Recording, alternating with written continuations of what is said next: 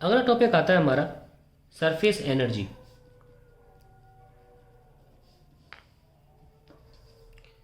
चलिए लेके फ्रेम को दोबारा लेकर आते हैं। और यहाँ पे बताया था कर्व ही होना चाहिए थोड़ा। I don't remember whether I told you this और नॉट।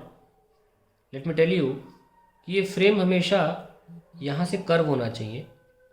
अगर ये फ्रेम पॉइंटेड हुआ तो ये फिल्म सोप फिल्म को सस्टेन नहीं कर पाएगा। Okay, remember this. तो यहाँ पे सोप फिल्म है।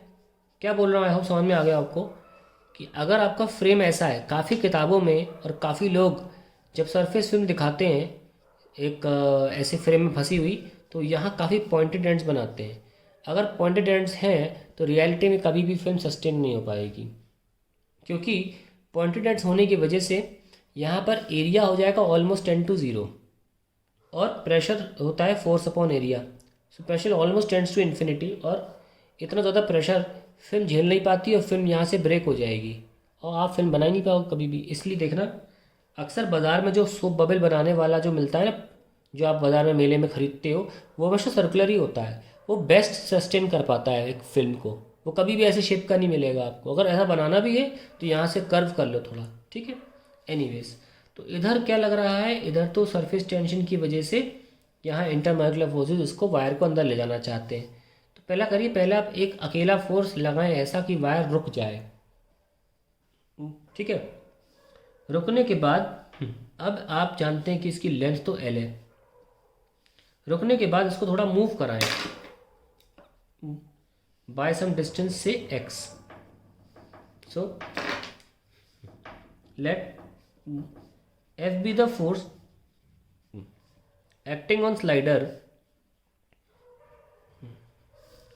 to slide it by distance x. Okay, so work done in doing so क्या होगा, W equals to force into displacement F into X. और फोर्स भैया सरफेस टेंशन तो F बाई एल होता है, तो यहाँ F क्या हुआ, T इंटू एल। तो वर्क डन आ गया TLX। अब एक और ध्यान रखिए कि मैंने यहाँ पे गलती से 2 लेना चाहिए था। हाँ, मुझे याद आ गया, अच्छा वो याद आ गया मुझे, क्योंकि ये देखो ओपन टू एयर है, तो यहाँ पे हो गया 2LX। सो अल्टीमेटली हम देख सकते हैं कि 2L इंटू एक्स क्या हुआ, टोटल एरिया का चेंज। लेंथ इंटू ब्रेथ तो एरिया ही होता है, that is a change in the area. तो हमने वर्क डन निकाल लिया, सरफेस टेंशन इनटू एरिया।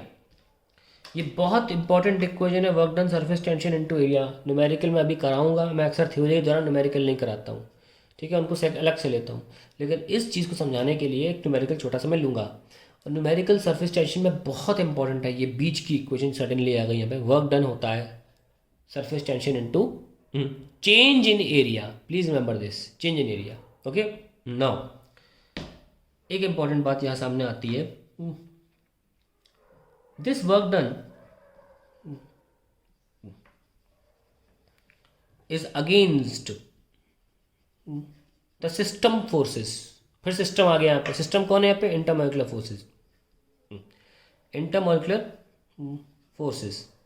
और जब भी सिस्टम के खिलाफ काम करोगे, सिस्टम में एनर्जी भर के चले जाओगे, वही कर रहे हैं यहाँ पे। The work done is against the intermolecular forces, hence this work done gets stored in film as potential energy, as potential energy. And this potential energy stored in film is called surface energy. Okay, very important, ये definition है।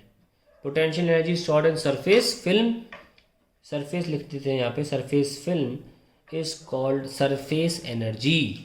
तो तुरंत change कर लीजिए इसको, surface energy को लिख लीजिए। तो सरफेस एनर्जी आ गया T into delta A, that is called the surface energy. और यहाँ से एक और डेफिनेशन सरफेस टेंशन की निकल के आती है, जो कि है surface energy per unit area. Let's write this definition, that surface tension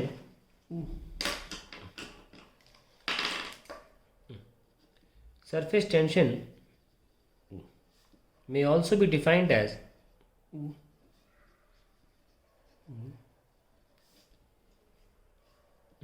the surface energy per unit area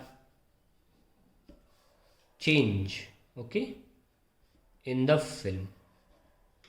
Now इस वजह से सरफेस टेंशन की एक और यूनिट आ जाती है, विच इज़ एनर्जी तो जूल में होती है और ये मीटर स्क्वायर में, तो ये भी एक यूनिट है. और नोटिस करेंगे तो जूल पर मीटर स्क्वायर घूम फिर के बन वही जाता है, न्यूटन मीटर जूल होता है. वर्क की unit force into displacement, newton into metre metre square, तो अल्टीमेटली न्यूटन पर मीटर भी आ जाता है. तो कहीं आप सरफेस टेंशन की यूनिट जूल पर मीटर स्क्वायर देखें हम, तो ध्यान रहे कि वो सरफेस टेंशन है.